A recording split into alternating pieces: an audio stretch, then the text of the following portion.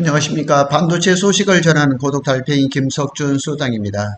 25년 하반기부터 내년에 이제 시장이 크게 열릴 HBM4에 대한 얘기가 참 많이 나옵니다. 그래서 지난 3월 달에 SK 하이닉스, 6월 달에 마이크론, 그 다음에 7월 30일 날 삼성 실적 발표 컨퍼런스 콜에서 이미 HBM4 샘플을 주요 고객사한테 납품을 했다는 소식이 들렸습니다. 근데 여기서 지금 다 궁금한 게 뭐냐면 삼성전자는 시간이 있을 때마다 HBM4에는 원시 디램 플러스 하이브리드 본딩을 쓴다 그랬는데 하이브리드 본더는 지금 일단은 실패한 것 같아요. 그래서 그런 내용들, 그러면 삼성, SK 마이크론이 HBM4 샘플을 엔비디아에 공급한 것 같은데 그럼 어떤 본드를 사용했을까? 오늘 이 얘기를 한번 살펴보도록 하겠습니다. 신문에 나온 내용은 아닙니다. 제가 상상력을 발휘를 해서 이제 컴퓨터의 도움을 받아서 했습니다. 현재 HBM4 시장에는 SK 하이닉스, 마이크론, 삼성전자 모두가 샘플을 주요 공급사, 사실상 엔비디아겠죠. 왜냐하면 엔비디아 콜을 통과를 해야지만 다른 빅테크에도 팔릴 수 있으니까요. 그러나 하이브리드 본딩 방식은 아직까지 상용화되지 않았습니다. 그리고 새 회사 여전히 TC 본도로, 열압착 방식이죠. 이 TC 본도로 가는 겁니다. 그리고 이제 또 최근에 나온 소식에 의하면 네덜란드의 베시라는 회사가 이 TC 본도의 또 유명한 회사인데 HBM3E 시장에서는 존재감이 하나도 없죠. 그런데 그 얘기까지 한번 살펴보도록 하겠습니다. 자, 먼저 SK 하이닉스. SK 하이닉스는 TC 본도는 우리가 짐작하기를 한미 반도체 TC 본드를 사용했을 가능성이 거의 100%입니다. 그래서 23년부터 HBM3 한미 반도체 TC 본드를 전량 채택해서 썼습니다. 올해 들어서 하나 세미텍 거를 일부 들여놓긴 했지만 하나 세미텍의 TC 본도가 어떤 그 결과를 나타냈더냐 이런 아직 그런 소식은 없습니다. 그리고 한미 반도체는 최근 실적에서 HBM4용 TC 본도 전량 수주를 자신하고 있어요. 그리고 이 물량 대부분은 SK로 추정이 되지만 사실은 마이크론이 더 세다는 거. 그리고 열압착 방식이지만 기존보다 고정밀도를 요구하는 공정으로 진한 형태다. 그래서 제가 이 자세한 내용들은 이제 블로그에 다 써놨지만은 어떤 회사든지 간에 새로운 장비를 급격하게 도입하는 거에 대해서 약간의 거부감이 있습니다. 마이크론의 소식을 한번 볼까요? 마이크론은 이런 KNS라는 회사의 TC 본드를 많이 썼어요. 그리고 자체 기술을 한다 그랬는데 이렇게 하다가 작년 5월 달까지 실패를 했어요. 그래서 HBM3E에서 자체 공정 KNS 이런 장비를 다 버려버리고 한미 반도체 TC 본드를 공급을 받아가지고 한마디로 말해서 떡상을 했던 거죠. 그런 경험이 있고 최근에 이제 한미 반도체가 해외 고객사가 싹쓸이를 한다는 이런 얘기를 공식적으로 얘기를 했어요. 그래서 또 한미반도체는 7월 며칠 전이죠. 실적 발표에서 해외 고객사가 자사 TC 본드를 전량 수주했다. 삼성전자뿐 아니라 글로벌 기업도 대량 채택 중이다. 이 해외 고객사는 얘기해봐야 뻔하죠. 마이크론이죠. 그리고 이 실적 발표를 얘기를 하면서 거기에 보면 국내 신규 고객사하고 얘기 중이라 그랬습니다. 제가 방송을 했죠. 국내 신규 고객사라면 삼성밖에 없는 거예요. 그래서 일부 장비가 삼성전자에 들어갔다고 지금 평가할 수밖에 없습니다. 그래서 이 마이크론은 기존의 KNS 장비의 한계와 이걸 다 알았어요. 그래서 마이크론은 과거에 KNS 장비를 사용했지만 HBM4가 층수가 12단이 이제 넘어가죠. 그리고 이제 12단이 끝난 게 아니라 16단을 준비해야 되고 20단을 준비해야 되기 때문에 KNS 장비로는 한계에 들어간 거죠. 그리고 이제 TSMC의 고밀도 인터포죠. 코어스 S라든가 이런 패키징 호환성을 또 생각을 해야죠.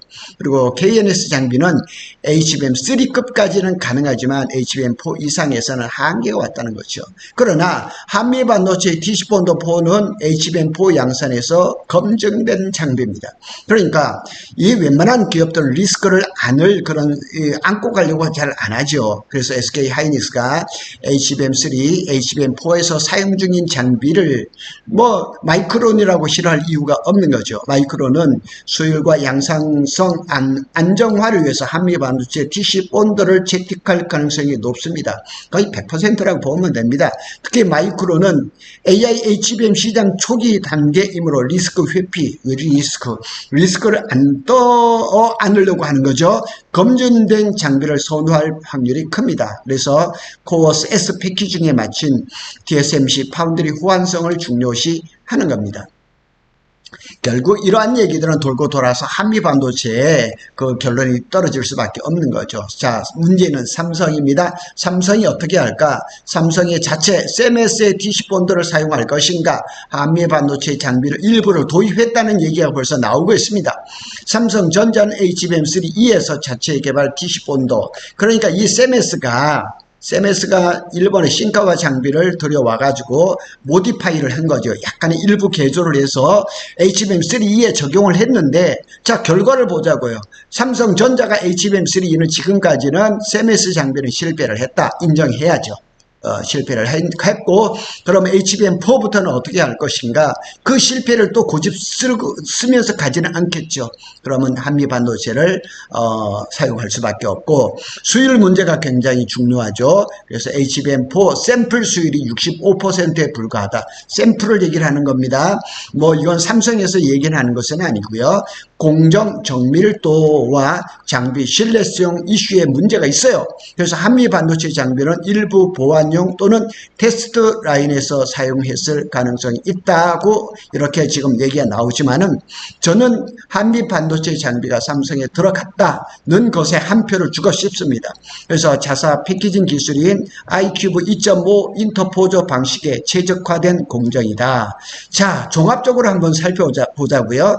삼성이든 SK든 마이크론이든 어느 누구도 아직까지는 누가 어떤 TC본드를 썼다고 공식적으로 말한 것은 하나도 없습니다. 그도 그럴 것이, HBM4를 지금 샘플만 공급한 상태고, 대량 생산은 지금 SK 하이닉스만 10월이다 얘기하지만 공급 계약이 없죠. 그래서 SK 하이닉스는 한미반도체 TC본드를 쓸 가능성이 많죠. 검증된 장비죠. 수율이 안정됐죠. HBM4 주력, 그리고 또 한미반도체가 HBM4용 TC본드 4를 지금 그냥 시작에 출시를 했잖아요. 그런데 HBM4용 TC본드를 공식적으로 출시한 어떤 회사도 없습니다.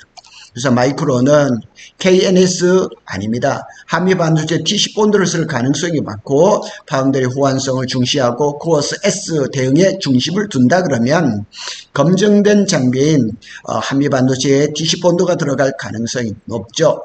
삼성전자는 자체 TC본드를 할 수도 있겠지만, 앞에서 말한 대로 CMS 장비가 참 그래서 이제 또 그러고 삼성전자는 기회가 있을 때마다 HBM4에는 원시 D램 플러스 하이브리드 본딩을 쓴다 그랬는데, 최근에 삼성전자의 그 개발 부사장인가요? 그분이 얘기하기를 하이브리드 본딩은 HBM4이 붙었을 거다. 27년 얘기를 하는 거죠. 그러니까 지금은 한미반도체 밖에는 없다는 얘기죠. 자, 하이브리드 본딩은 26년경부터 본격적으로 상용화될 가능성 아닙니다. 삼성전자는 HBM4E를 얘기했기 때문에 27년.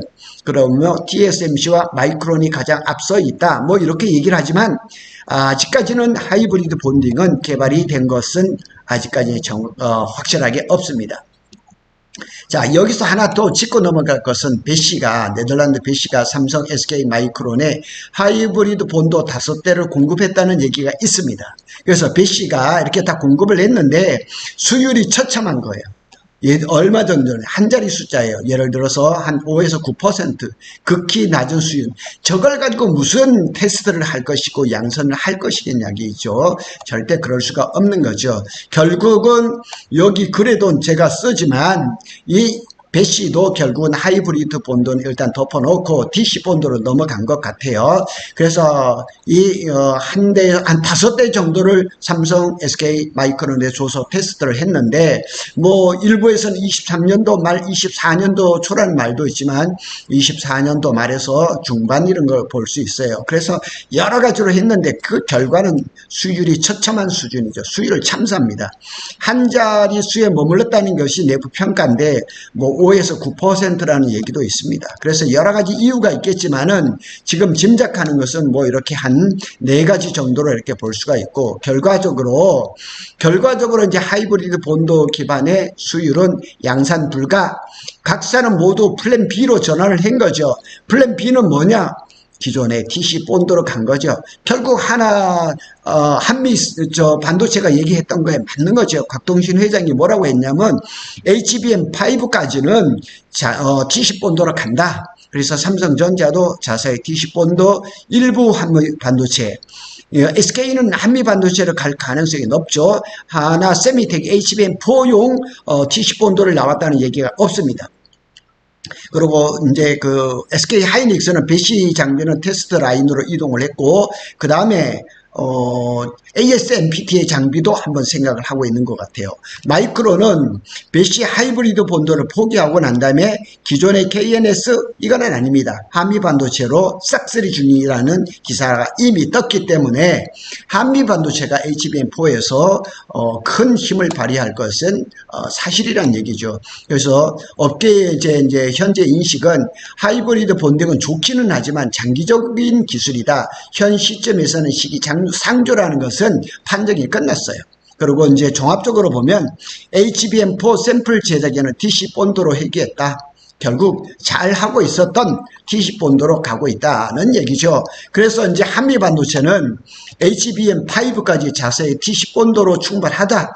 그래서 이제 이 HBM6부터 하이브리드 본드를 적용하겠다. 그래서 인천 주한공단에 하이브리드 제7공장을 지금 1,000억을 들여서 착공을 시작을 했습니다. 자, 이게 한미반도체 공장입니다. 그래서 여기 잘 보시면 여기가 이제 1 팩토리, 2 팩토리. 근데 여기 잘 보면 7이 어디 있는지 지금 아직 나와 있지는 않아요. 어느 공장을 사서 하거든요. 자, 여기서 주목할 것은 어디냐? 팩토리 5입니다. 5공장은 DC 본드를 생산하는 공장이 아니고 여기에는 200대 이상의 공작 기계가 있는 거예요. 저기서 DC 본드를 만드는 부품들을 여기서 다 자체 생산하는 거예요. 그러니까 모든 부품을 자체 생산하니까 그냥 수익률이 지난 2분기에 이제 실적 발표를 했을 때 47.9%인가 이렇게 영업 이익률을 낼 수 있었던 비결이 어디냐? 작은 부품 하나도 외주를 주는 게 아니라 자체 생산을 다 했다는 얘기입니다. 대단합니다. 하여튼 이게 이제 현실화가 되는 거죠. 그래서 한미 반도체는 이 신형 TC본드 4가 HBM4 생산의 주력 장비로 자리를 잡을 가능성이 높습니다. 그래서 한미 반도체 TC본드 4는 HBM4 주류 가능성이 높습니다. 그리고 하이브리드 본딩은 시기상조입니다. 언젠가는 올 거죠. SK, 삼성, 마이크론 모두 하이브리드 본딩 적용을 실패하고 DC 본드로 해결을 했습니다. 그래서 25년까지는 모두 HBM4가 사실상 DC 본드 기반으로 생산을 할 것이다. 배시 일단은 100기를 들었습니다. 잘 안 되죠. 다음을 기대할 수밖에 없는 겁니다. 자, 이거는 최근에 머니투데이 방송에 나와가지고 한미 반도체에 CFO 재무책임자죠. 김정영 부사장이 방송에 나온 것을 제가 캡처를 한 겁니다. 자, 잘 보시면 HBM4까지는 TC본드 4로 간다는 거죠. 27년 HBM5죠. 여기도 TC본드 5로 가는 거예요. 5 여기 딱 보이시죠? 그리고 28년이 되면 플럭스리스 본드. 그리고 이제 한미반도체 기사를 보면 플럭스 리스 본드에 대해서 고객사로부터 수주를 받았다는 거죠. 그러니까 여기까지 가는 거죠. 그리고 이제 하이브리드 본드는 어디 갔냐? HBM7부터래요. HBM도 6가 아니고 또 7부터래요. 29년부터. 그러니까 아직까지 하이브리드 본도가 개발이 되고 상용화가 되려면 적어도 4년 정도의 시간이 필요하다는 거죠. 그래서 기존에 나왔던 거하고 김정영 부사장이 나와서 얘기했던 거하고는 조금 차이가 있습니다. 그래서 TC본도의 이제 기술적 진화는 이제 배시가 못했던 거 여기에 다 나와 있습니다. 정밀 정합도 이제 대폭이 향상화되고, 그러니까 이 한미반도체 TC본도를 만드는데 진동을 제어하는 기술이 아주 탁월하다 그럽니다. 열 분포 균일성이 개선되고 다이 투 다이 정렬 최적화. 다이라는 거는 이제 반도체 반도체 칩을 얘기를 하는 거죠. 그러니까 다이하고 다이가 이렇게 안에 뭐 플럭스라든가 아니면 뭐 이런 거 없이 바로바로 되는 거죠. 공정 속도가 개선이 되고, HBM3E까지만 대응하던 이전 모델보다 HBM4에 적합된 업그레이드 모델이다, 이렇게 얘기를 하고 있습니다. 그 머니투데이 방송에 나와 있는 그 여러 가지 기사 중에 보면 한미 반도체의 판매 전략과 고객 정책 이렇게 나와 있습니다. 그래서 여기에 보면 반드시 현실화될 수 있는 것만 제시한다는 굳은 원칙을 고수한다. 그러니까 정확한 거죠. HBM4 하이브리드 본딩이 아니라는 거죠. 자사가 만든 DC 본도 4 이것만 해도 충분하고 HBM5에서는 DC 본도 5로도 간다는 얘기죠. 그리고 HBM6에서는 플럭스리스로 가고 HBM7에서 하이브리드 본딩으로 간다. 고객이 제품과 서비스를 통해 기대에 초과하는 만족을 얻는 것을 의미한다. 모든 고객을 동등하게 대우하는 철학이나 그 정책을 의미한다. 고객 간 서열이나 순위를 두지 않고 모든 고객을 동일하게 존중한다. 사실 이게 맞는 거죠. 맞는 건데. 예. 자, 실제 수주 상황을 한번 볼까요? 한미반도체는 실적 발표에서 HBM4용 TC본도 전량 수주를 자신했습니다. 뭐 100% 공급은 계약을 했다는 것이 아니고 이렇게 자신감을 얘기를 합니다. 업계에서는 SK 하이닉스가 주된 수요초고 마이크론도 마찬가지입니다. 싹쓸이 소식까지 나오죠. 삼성과 마이크론도 일부 보안용 수요가 있다. HBM4 생산 라인에서 주력 장비로 채택된 것으로 간주된다. 경쟁사 대비해서 우위죠. 배시라든가 KNS라든가 ASMPT라든가, 자, 이런 세 개의 글로벌 기업들의 공통점이 뭐냐? HBM3에서 트랙 레코드, 아무 실적이 없다는 얘기죠. 하이브리드 본딩 개발을 하고 있죠. 당연히 한미반도체도 7공장을 만들고 1000억을 투자를 하고 있죠. TC본도 시장에서 한미반도체의 독점적 지위가 강화되고 있는 거죠. HBM4용 TC본도를 양산으로 납품 중인 기업은 사실상 한미반도체밖에 없습니다. 자, 이것이 이제 한미반도체에서 내놓은 TC본도 4입니다. 4. 4자만 이렇게 그려놨죠. 전에 이제 뭐 듀얼 타이거나 이런 형태하고 비슷하죠. 그러니까 기업 입장에선 새로운 제품, 그러니까 HBM4를 만드는데 완전 하이브리드 장비같이 검증되지 않은 그런 장비로 그냥 이렇게 급속하게 전환되는 리스크를 전혀 안을 생각이 없는 거죠. 자, 시장에 이제 그 고객 신뢰도를 보면 이미 HBM3 이 시장에서 SK 하이닉스의 독점적 생산 라인에 채택된 거, 이런 것이 한미 반도체 신뢰도를 높이는 거죠. HBM4 초기 샘플 양산 전 단계에서 검증된 장비. 자, 요 얘기를 잘 들어보면 결국은 이제 SK라든가 삼성이라든가 마이크론이 HBM4를 만들어 샘플을 만들어서 엔비디아에 넣었다는데, 요 샘플 제작한 거에도 결국은 한미 반도체에 TC본도가 사용이 됐다는 것을 알 수가 있습니다. 그리고 고객사들은 리스크 회피 경향이 아주 높습니다. 괜히 설익은 장비를 들였다가 실패하면 안 되잖아요. 새로운 장비보다 검증된 장비를 선호하는 것은 뭐 누구나 다 같은 그런 심리일 것입니다. 자, 종합적인 결론을 한번 내려볼까요? 기술 완성도 HBM4 대응이 충분하다. 정밀도라든가 속도라든가 수율이라든가 시장 수요, SK 하이닉스를 중심으로 대규모 수주, 저건 뭐 SK 하이닉스뿐만 아니라 마이크론도 지금 싹쓸이하고 삼성도 이를 붙들어 갔다는 소리가 나옵니다.